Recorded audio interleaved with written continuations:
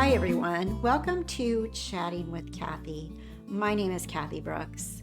I wanted to talk to you today about my channel and what the plans are here and a whole bunch of other things. So, I was looking at my channel stats today and I realized I haven't properly introduced the real me to the women watching who might be in the exact same boat that I am. I am 61, I am a hospice nurse, and I'm currently caring for my mother with dementia.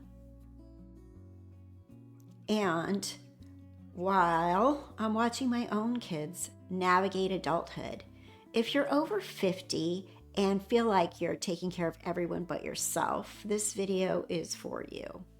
The empty nest reality check.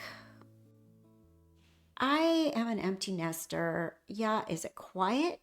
It is. And I thought that my adult children would spend a lot more time with me, but they're busy, they have jobs, and tragically, my children just lost their father on September 21st. At 66 years old, he dropped dead, and it was very, very sad. I feel so horrible for my children. I also feel so horrible for myself, to be honest. There was a lot of grieving on my part. We met when I was 21. We were married. We had a big fat Greek wedding. We had 4 beautiful children. We have 2 grandchildren. We got divorced after I went through nursing school. It was very, very difficult on us to navigate the 4 kids and me going to nursing school and him working full time. And we grew apart. But in hindsight, I have so many regrets, really. I never married again.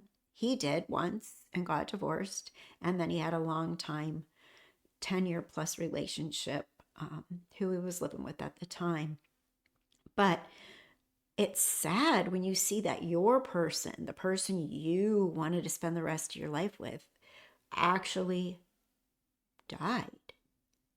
And not that we were ever going to get back together, but we were friends and we were proud of our children together.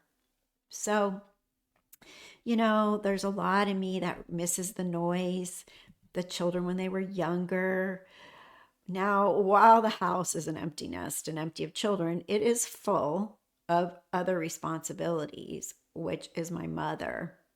I thought empty nesting might have meant margaritas on the porch, but for many of us, it means stepping into a new caregiving role.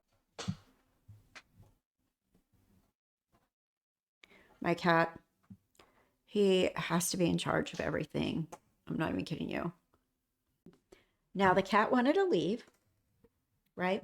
He wanted to leave, but he's going to want to come right back because I closed the door.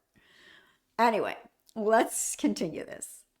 So, in order to keep my sanity, I have to compartmentalize my interests.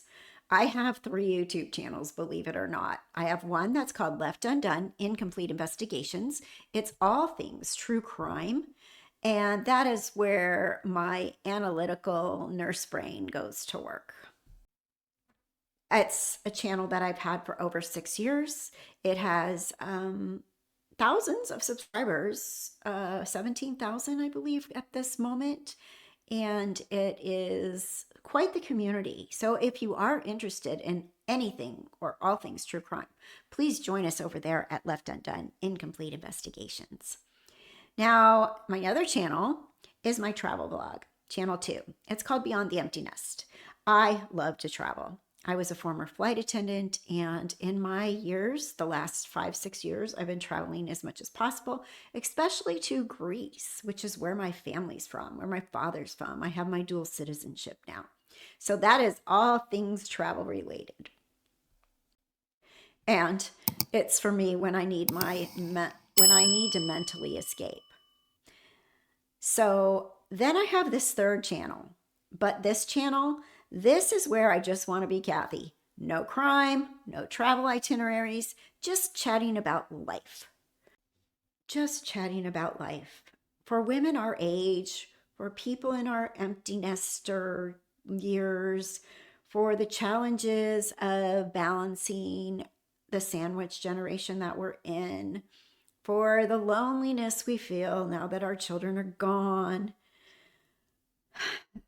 At this point in my life, though, I realized that I had to set some boundaries with friends, boundaries with family. I have to. I've always been a person that tries to please people. And I have friends. I typically have to be doing something. I have to be making videos. I have to be listening to a podcast. I have to be binging a show. I have to be reading a book. I have to be making candles. I make candles. I have to be doing something. But I have a lot of friends that want to talk on the phone. And I find myself answering a call and feeling very guilty if I don't pick up, but winding up on a call for hours at a time where I feel like I'm not getting the things done that bring me joy and peace. So I take 20 minutes for a coffee break before I check on my mom in the morning. It is so frustrating to me. I need that mental. I wake up in the morning usually to her having a hallucination, screaming and yelling. She says there's little assholes in her room that bother her. She's always asking about the kids going to school. She opens the back door. I had to put the pool alarm back up because she opens her back door that she has that goes out to the pool. And I just need that moment in the morning. I wake up and I used to just, and sometimes I still do, say the F word. Like, and I don't want to be like that. I don't want to dread waking up. I want to feel blessed to have another beautiful day with my mind intact and my family intact, alive and well, my children, my grandchildren. So yeah, I have to take my little bit of coffee, 20-minute break before I bring her meds, bring her some food, some coffee, whatever she needs. It's super important, and I've learned that I have to do that. Another thing that I find super important to me that I do every week is I've started to keep a very detailed budget. I don't have any affiliate links or anything, but I keep a very detailed budget with something called YNAB. You need a budget, and I every morning will look and see where my money is, if it's what bills are coming out today, what's going on. I was not raised in a family that was money wise. They were spenders. They were the kind of people that wanted to look rich but were broke. And I, for a lot of years, was also that way. Not that I wanted to look rich, I was just broke. I did not balance my budget myself. I did not budget at all. I Payday would come and I'd go spend it and then work on the bills instead of the other way around. So every day I get on my budget app and I look and see what I have, what's come out, what's coming out, and if I need to move anything around between savings and checking. So that's super important to me. Also, another thing that I've committed myself to for several years as an adult female is I get my annual mammograms. I get my 10-year colonoscopy. I just had my colonoscopy the other day. There was a polyp. The last one I had was 10 years ago. I'm 61 now. I had my first one at 51. You're supposed to start at 50 and then do them at 60 and 70 every 10 years if you're low risk. And thankfully I did it because there was a polyp, and polyps can turn into colon cancer. So that's super important. And annual mammogram. And this year I got called back. I had to go back, and I was not freaking out as much as I would have been if I hadn't had a mammogram in a while. I knew that 12 months ago and 12 months before that, that my mammogram was normal. So when I got called back this time for something called asymmetry, I stayed calm. I figured my odds were in my favor. I didn't feel anything, but I feel very at peace and at ease that I put that responsibility on myself. My ex husband didn't like doctors. My ex husband had chronic hypertension. My ex husband didn't take his medication as he was supposed to. And guess what? at 66 years old. He passed away the other day. Or it's been a month and a half now. 2 months. No, 2 months today. Oh my goodness, 2 months today. Can you believe it? 2 months yesterday. Wow. So, as much as some people don't like doctors and yet you stress on waiting for some news after you get lab work done, and I'm a nurse and I do too. When I'm going to get lab work, I'm checking. I want to see what the results are. When I get my mammogram, I'm waiting for the phone to ring. When I did my colonoscopy, I was super happy to open my eyes and have the doctor right there telling me how things turned out. It's really important, and early detection does save lives. It really, truly does. Other thing is, I stopped trying to be perfect. I know that's weird, right? Nobody's perfect. I'm not perfect. I never thought I was perfect, but I did try to be perfect. I tried to be all things to everyone. I tried to be the perfect friend. I tried to be the one that rescued people. I tried to be everything. My kids were younger. I got PTA Person of the Year. I wanted to be head of whatever committee. I was the baseball mom. I was the Girl Scout leader. I was the Tiger Cub leader.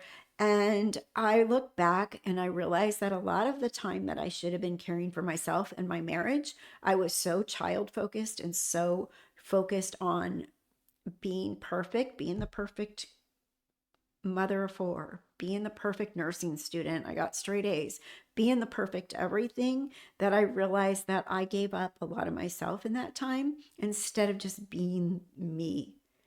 When I had bad days, I hid it. When I had good days, I was happy. But we all have bad days. I didn't talk about it. I didn't talk about it to my husband at the time, which clearly was probably a big problem in our marriage. Also, I noticed that YouTube thinks mostly men are watching this channel, but I have a feeling that my ladies are out there. If you are a woman over 50 seeing this, please leave a flower, a sunflower, or any emoji in the comments and tell me where you're watching from. Let's confuse the algorithm, please, and find each other. I know my ladies are out there. I call them loyal loos on my crime channel, but we need to come up with something for you guys. We need to come up with something for the ones that watch Chatting with Kathy. The chatting Kathyers, the chit chatters. Let's come up with something. Tell me what you think in the comments below. So, how many of you are caring for aging parents right now? I would like to know. Let me know how it's going for you, what you do to stay sane, and how you maneuver this. And if you're working as well. I'm currently on a leave of absence from work because it's all just too much right now. I'm seriously feeling like I'm losing my shit, my mind. So that's what I wanted to talk about, to reintroduce myself here. Find my people out there, my ladies that are watching that have the same stuff in common, and say hello. But don't forget to check us out on Left Undone Incomplete Investigations if you're into true crime. And don't forget to come back here and subscribe, especially if you're new. I plan to grow this channel and to spend a lot of time with you all. And I have my tea right now, and it says, my favorite people call me Yaya, because Yaya is Greek for grandma, and I come from a big, fat Greek family. So thanks so much for being here, and I look forward to us getting together as often as I possibly can without my animals opening and closing the door. Comes Cat. Cat, Cat. I call him Cat, Cat. He was one of my hospice patients. Cats, she didn't know what was going to happen to him when she died. He's going to knock the camera over right now. Yep, there we go. There we go. All right, well, thanks for watching Chatting with Kathy as you get crashed to the ground, because my cat is going to knock you over as we speak. All right, I appreciate you all. Stay safe. He's right here. Cat. Put his little face in. It's all black, little Halloween kitty cat. You going to say hi since you're going to be on, since you decided that you needed to be up here? There you are. There you are. Since you almost knocked over the camera. Huh? He's leaving now.